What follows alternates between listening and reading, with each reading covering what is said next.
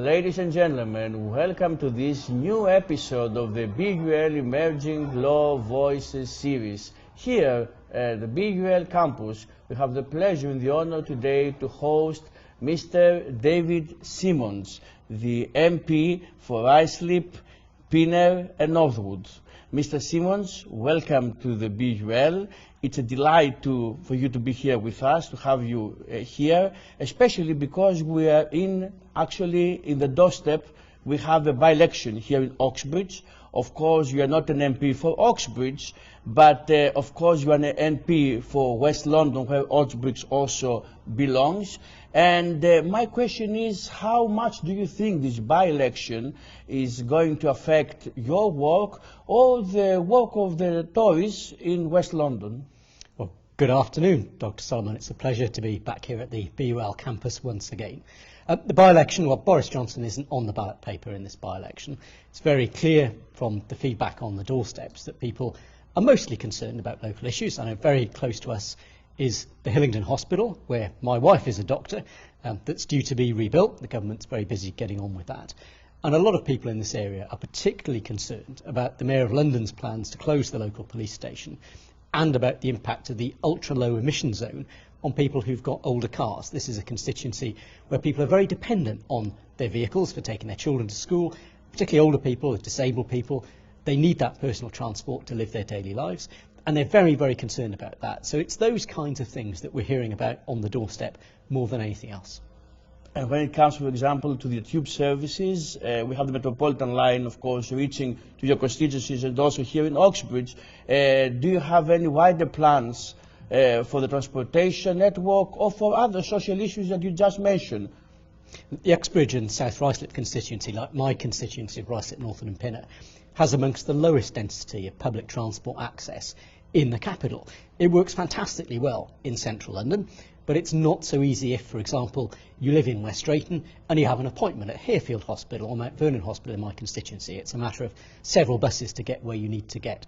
So the fact that we've got a Conservative candidate, Steve Tuckwell, who's campaigning to extend the Central Line, which currently stops in the sidings at Ickenham after its last station at West Ruislip, bringing that into Uxbridge, is an example that would improve access to public transport for people in the constituency. But we need to recognise this is a place where people need to be able to get about in their cars simply because of local geography. It's not the same as central London, where 70% of people don't own a car. We've got some of the highest proportion of car ownership anywhere in the capital here, and people do need to be able to get about. To stay a bit on the social issues, once we open with this social issues agenda, we're here in the BUL campus, and you sat in the Higher Education Committee in the House of Parliament. My question would be how you envision the role of BUL in the post-Brexit era, especially due to the vicinity of the university to Heathrow Airport. Well, universities are clearly a very important part of policy development for central government. It's where a lot of research is done, and those ideas then go into the sausage machine, is how I describe it. All sorts of ingredients put in, and something good that's going to be helpful to the country comes out of the other end of that process. Now, clearly, Brunel, as a university, is developing its agenda in that. It's had a long history, particularly of doing research in the field of social policy, and that will be continuing to be useful. And also new fields, like, for example, the medicine school here that has opened, and also the law school, that we belong also here in the law school premises, and that's why it's an opportunity maybe to stress the importance of the legal work that is being done in the realms of the school. And this is important also for your work, Mr. Simmonds, in the sense that in the past you have delved into the issue of the children, of the refugee children, and the vulnerable populations that need to be resettled in the United Kingdom. And my question is, how much do you think that this is important, and how do you view the European, on the other side of the channel, the European Union efforts to resettle vulnerable groups and refugees when we have EU members like Slovakia and others refusing in essence to take in refugees? The legal aspects which you're working here on in the legal department are very important in the context of the UK, because we have world-leading legislation on human rights. We have the Human Rights Act itself, and in respect of refugee children, the 1989 Children Act, passed under Mrs Thatcher, confers specific legal rights on unaccompanied children, which is different to the way that the law operates in most other countries in Europe. And that in particular means that local authorities like Hillingdon, which is responsible for all the unaccompanied children arriving through Heathrow Airport, have a particular set of responsibilities and duties which they are sometimes finding quite challenging to fulfil. But clearly the UK has set out that its policy agenda is around specific refugee resettlement routes, and we saw around 500,000 people arriving from across the world in the last year, significant numbers coming in particular from Hong Kong through the Syrian refugee scheme, and very large numbers coming from Ukraine. But because the UK is an island, you have a different set of challenges to those you would see across most of the European Union, where people are able to travel overland. Since Brexit, that's created particular problems for the UK because, of course, we were in something called the Dublin Treaty, which set out a legal presumption that people in the EU had to claim their asylum status in the first safe country that they arrived into. So we're seeing people, for example, in France or Germany being returned to Italy, Greece or Spain because there's evidence that that's the first place that they arrived in the EU. Because once they're in the UK, that simply doesn't apply. So that's a very significant pull factor for refugees who are thinking that the UK is the best place for their eventual home. Can I ask you also another question? Because now we actually have opened the chapter of refugee law, which is widely connected with human rights law, and you sit in the Human Rights Committee in Parliament, and we know there have been many platforms of proposing even reforms to the human rights regime here in the UK. My question is going to be succinct and to the point. Human Rights Act, British Bill of Rights, or as the House of Lords maybe proposed in the past, the adoption by the UK of the EU Charter of Fundamental Freedoms? Well, I think all of these are options at the moment. The big challenge arising from what we're seeing with the operation of the Human Rights Act is often about the practicalities rather than the principles of the law. So we're seeing examples where, in particular, the positive obligations on public bodies are being interpreted in ways which, in the view of the government, go beyond what was intended by Parliament when the legislation was first passed. And as a consequence, it's provoked a re-examination of what those things mean. Now, we know that the Human Rights Act is based as a model piece of legislation on the European Convention of Human Rights. It sets out to codify in law what that means. But clearly there is a debate about whether some of the things that we're seeing in terms of administrative judicial reviews, for example, goes beyond what was intended by Parliament, or whether that was exactly what Parliament intended. But it's very clear those things are often tying up public bodies in knots. We're seeing sometimes judgments that are going in opposite directions, and it would be useful from everybody's point of view for that situation to be clarified. This point that you actually raised now touches about the wider debate we have also in the United States about the living constitution, whether law is going to be evolved also through courts, or we should take into account the volition of the Parliament. But do you think, as a parliamentarian now, that in essence we can actually insulate the will of the Parliament, meaning that we can actually disrupt in all 100% any intervention of the courts and any kind of revival of the law through the judicial decisions? So it's clear for me that the freedom that we enjoy in the UK is based upon the twin planks of democracy and the rule of law. And the Human Rights Act expresses the will of Parliament. It was passed by the British Parliament and the European Convention of Human Rights, the UN conventions on refugees and things like that. All of those are things that the British Parliament has decided that we're going to be part of, and we've supported in a democratic process our government signing up to those on behalf of the country. So they certainly don't represent some kind of intrusion on the will of a democratic process. They are part of that balance. Now, the question becomes, when those laws were passed, given that the world has changed since then, we've seen things begin to emerge as issues. Character of law. It can be social issues and also simple things like the changing nature of the digital world, the way in which human rights apply in those contexts. That certainly was not envisaged when that legislation was passed, and therefore we need to think, is it time to update it to reflect the fact that the world has changed, and sometimes our understanding as a country of those issues has changed as well. Also, sometimes updating the laws, the acts of Parliament, takes also time. So that's why courts step in and take the task. So maybe it's a kind of a partnership between courts and the legislative power, an understanding between the two of them in the whole revival or dynamic aspects of the Constitution, which is lacking to a certain extent here in the United Kingdom, but also regarding the acts of Parliament. And I want to take actually this dynamic aspect of law and raise it to the international field, because I know you are very much interested also in the Council of Europe. And I would like to ask you, in the past you have actually expressed yourself in written in positive terms regarding the Council of Europe, and I would like to ask you, how much do you think should be the role of regional international organizations in the post-Brexit era? So the United Kingdom is a very centralised country by comparison with most of the rest of the developed world. And if we look at, for example, the United States, a lot of people compare the British Parliament and the system that they have in the United States with the Senate and the House of Representatives, and the fact there are a lot less politicians in those bodies. But of course the Senate and the House of Representatives is responsible for a lot less, very much less, than the British Parliament is, because states in fact are responsible for things like education, healthcare, which in the UK are determined at Westminster.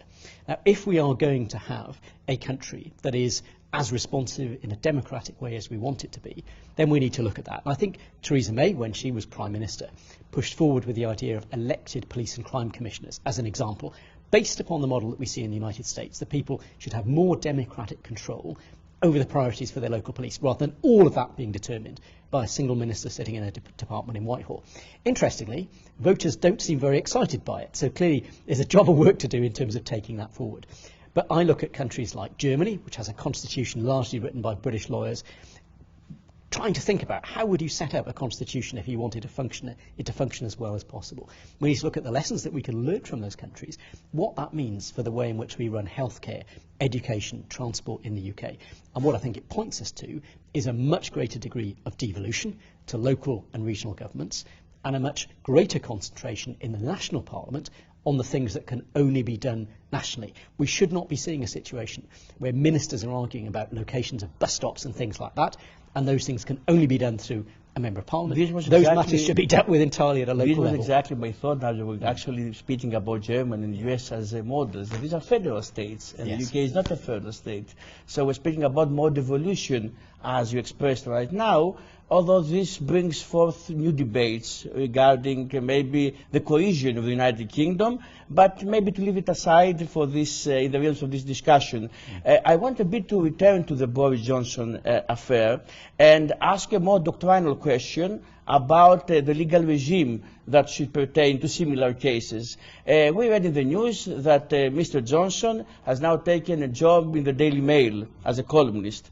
And my question would be, do you think that there should be a cooling off period between parliamentarians being able to take jobs in the press, given that the press has a certain power in every democracy?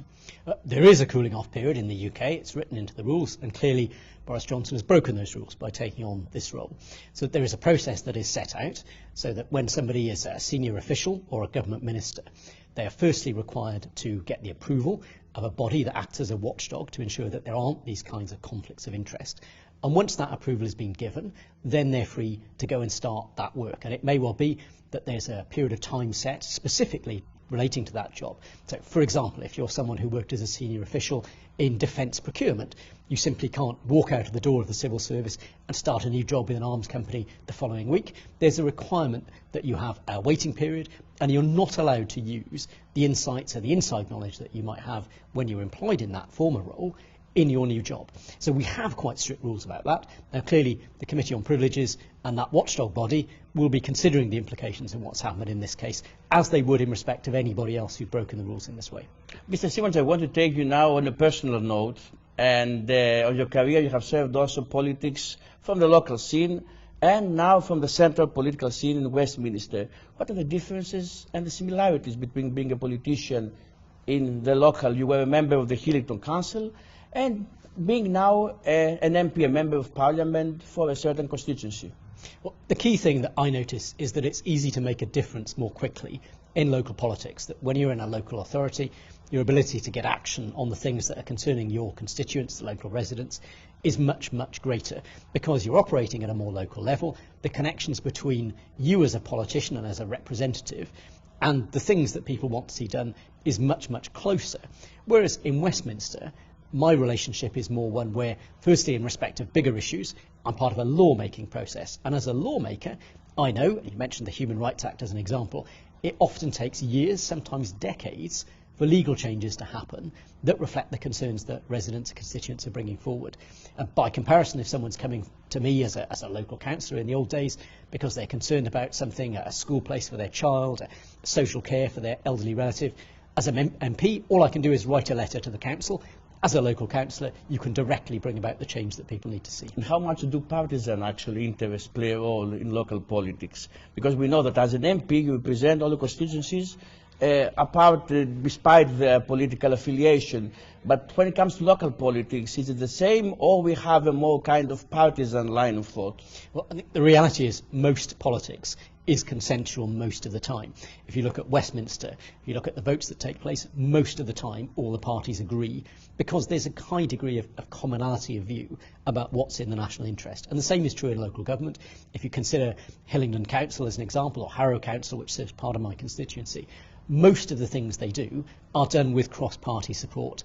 The things that tend to make the headlines are the areas where there's a real disagreement, but that's a small proportion of the overall total of work that takes place. You mentioned the word disagreement, which is a key word. Unfortunately, it was a key word also in the realms of Brexit in that period of time, and you see it also in the 1922 Committee of the Parliament, which is a very powerful committee in the sense, in the Tories party, the Conservative Party. It's a committee also, to say to our listeners and viewers, that is being composed by backbenchers who actually have the power even to suggest the ousting of a certain prime minister. And this happened also in the past.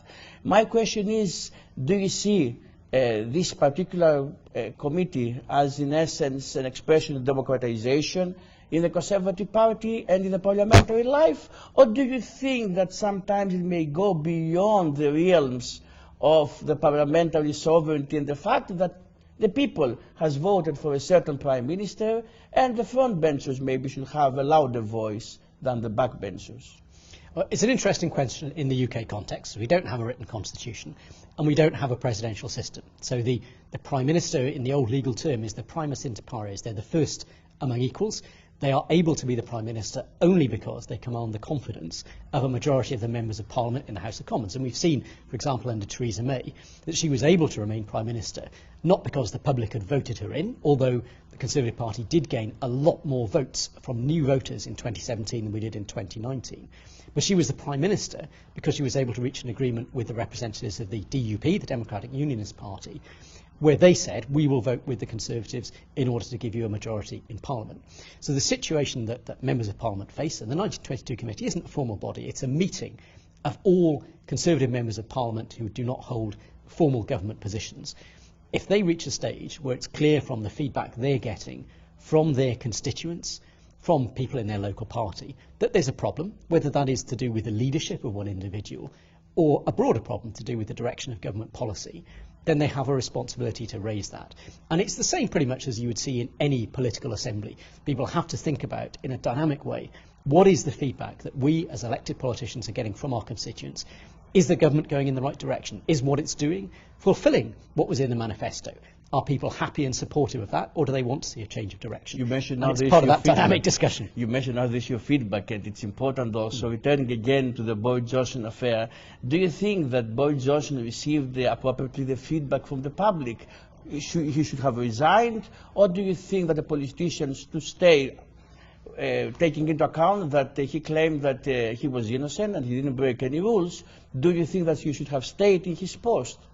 Well, we have both the combination of those two things that uphold our constitution, democracy and the rule of law. And of course he found himself in a situation where he had both lost the confidence of the people who were responsible for supporting him, if they felt that he was the right person to be there, and also was found through due process to have broken the rules. So I think the combination of those things is simply unsustainable in somebody who wants to be a political leader in exactly the same way as it would be in any other equivalent role. Mr. Simmonds, for the end, a more personal question. What are your political plans, meaning what are your aspirations for your constituency in the near future?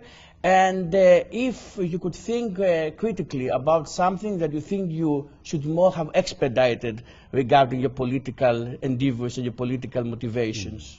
So I think the most important thing, not just in my constituency, but for the whole country, is our economy. It's important for most people because it's their job, it's their business that supports their standard of living and their family. And for those who are very dependent upon public services, it's the taxes that come from the economy that fund things like the NHS. So we need to make sure that the economy is in the best possible shape. And I'm glad that I represent a constituency which has a robust local economy, but making sure that government policy continues to support that has to be the absolutely kind of critical focus, I think, for all members of Parliament. And what about the Hillingdon Hospital that you mentioned also before? Are we going to see what are the developments there regarding also the national health system, and particularly also with Hillingdon Hospital? So you may be aware that Hillingdon Hospital, the new hospital, was granted planning permission at the start of this year by Hillingdon Council, and that a few weeks ago the government announced the funding, so it's proceeding to its next phase. So about £54 million has already been spent on works on things like sewerage, water supplies, electric services, so that the new hospital can be built. It's going to be constructed next to the old one, on the car park in effect, so the old one can continue operating whilst the new one's being built. There's a further project for another £30 million worth of enabling works. So again, making sure that the work that needs to be done prior to the new construction going ahead is finished, and a budget that's indicatively around £850 million has been allocated from government for the actual building work for the new hospital, which, as I say, has gained planning consent. So I'm pretty confident that that will be delivered. I think we're expecting to see contractors on site middle of next year to the end of next year, depending, of course, on the procurement process. Mr. Simmonds, thank you very much for this interview. Ladies and gentlemen, it was David Simmonds, the Member of Parliament for Ruislip, Pinner and Northwood. I'm Dr. Solon Solomon here in the BUL School of Law, and with this we bid you farewell, and we will look forward to seeing you in the next episode of the BUL Emerging Law Voices series.